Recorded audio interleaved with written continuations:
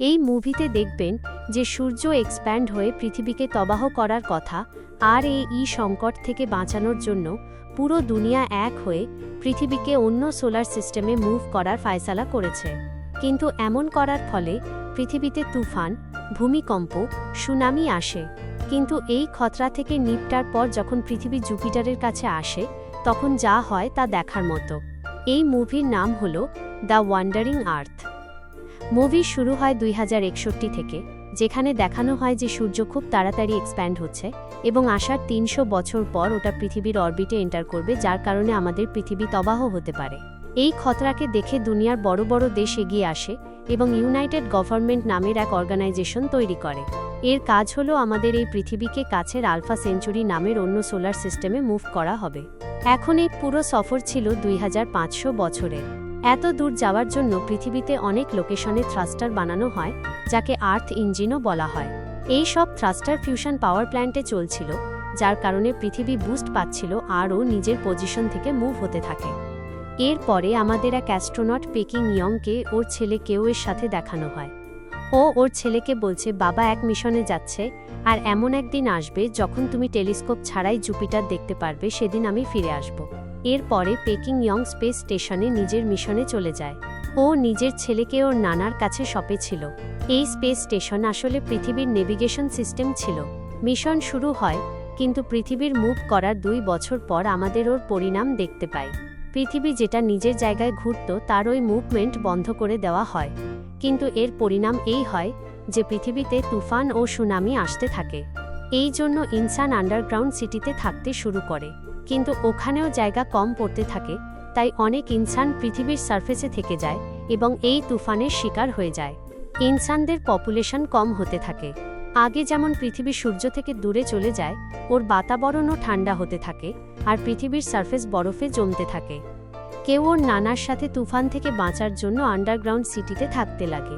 অনেক পপুলেশন পৃথিবীর নিচে আন্ডারগ্রাউন্ড সিটিতে থাকছিল। এখন 17 বছর কেটে যায় আর আমরা জুপিটারের কাছে আসি। জুপিটারের নিজের গ্র্যাভিটি অনেক মাত্রায় ছিল, যা ইউজ করে পৃথিবীর সফরে স্পিড আনার প্ল্যান ছিল। অ্যাজ এ নেভিগেটর এখানেই পেকিং ইয়ংয়ের স্পেস স্টেশনের সফর ছিল। পরের দিন, অর্থাৎ চাইনিজ নিউ ইয়ারের প্রথম দিন, ও পৃথিবীতে ফিরে আসবার কথা ছিল।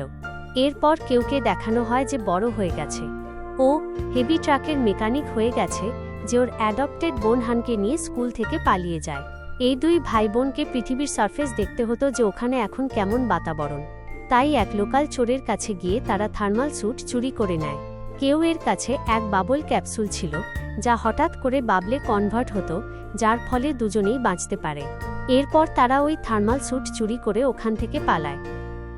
দুজনেই লিফট দিয়ে ওপরে চলে যায় আর দেখে যে সারফেসের টেম্পারেচার নেগেটিভ হয়ে গেছে।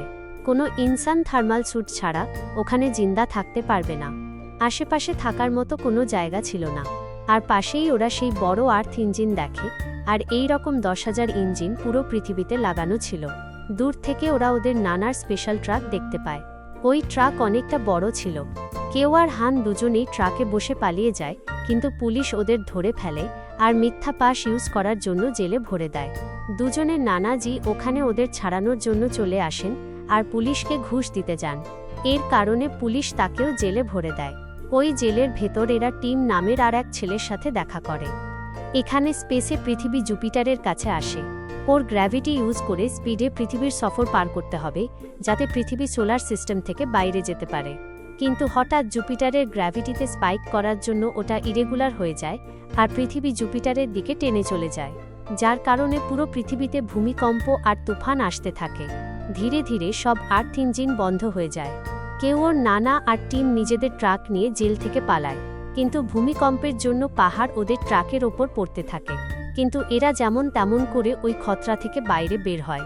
এখানে স্পেস স্টেশনে ওদের এআই কম্পিউটার সব অ্যাস্ট্রোনটকে ওয়ার্নিং দেয় যে এখন সিস্টেম লো এনার্জিতে যাচ্ছে, তাই সবাই এখনই নিজেদের হাইপার স্লিপিং সেলে চলে যাক।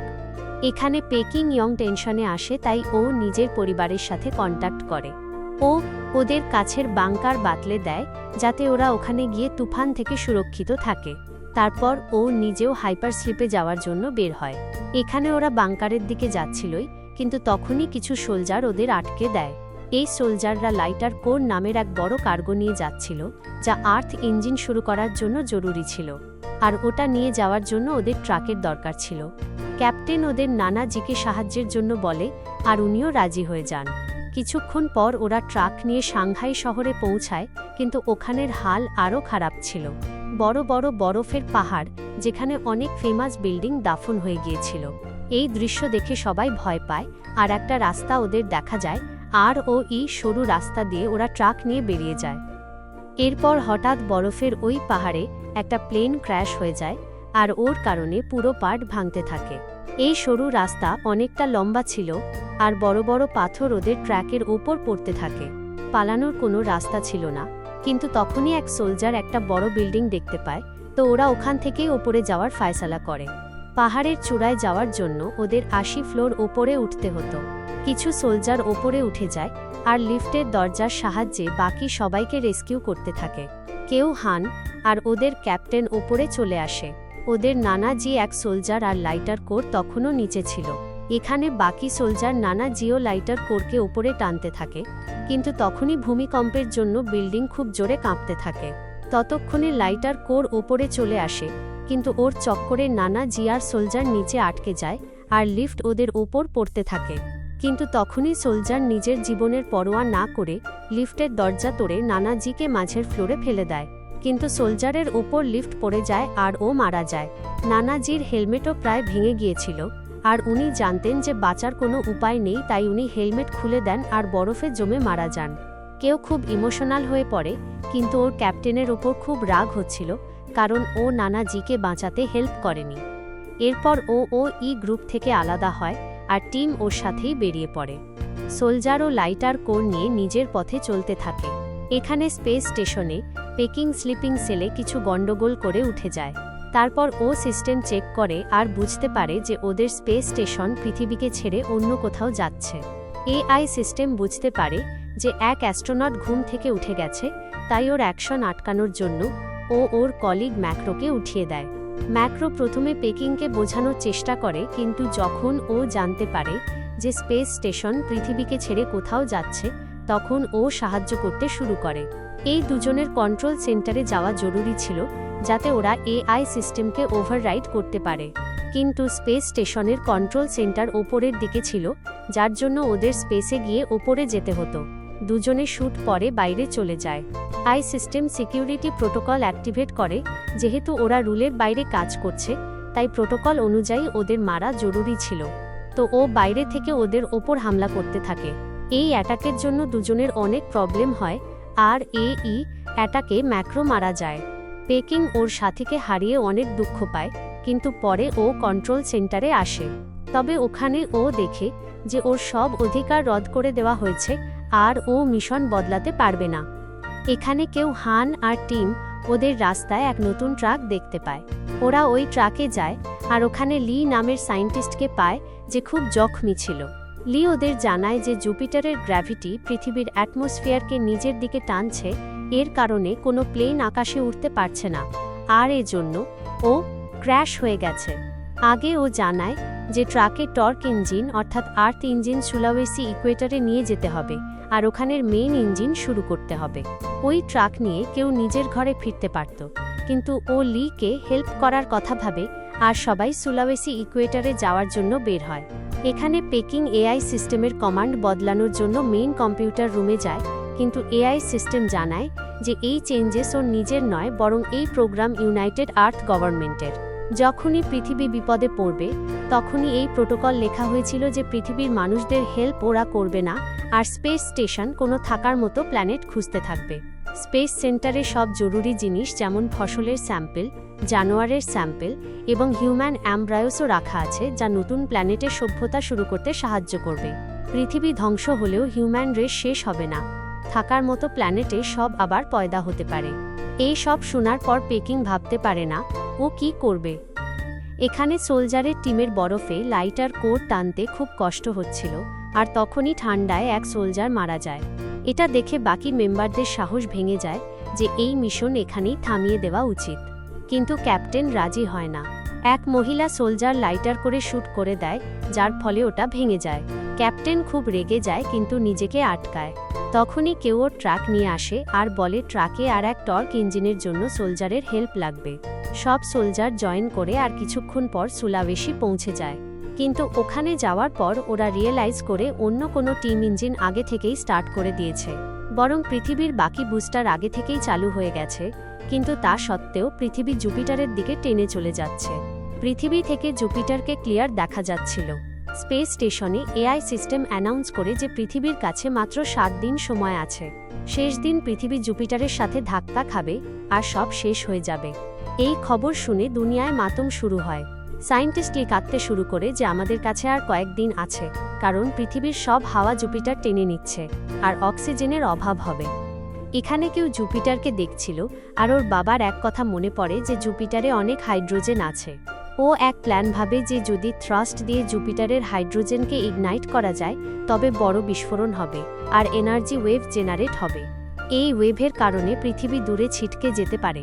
প্ল্যান কঠিন ছিল কিন্তু অসম্ভব নয়। ও লি আর বাকিদের এই প্ল্যান জানায় আর সবাই রাজি হয়।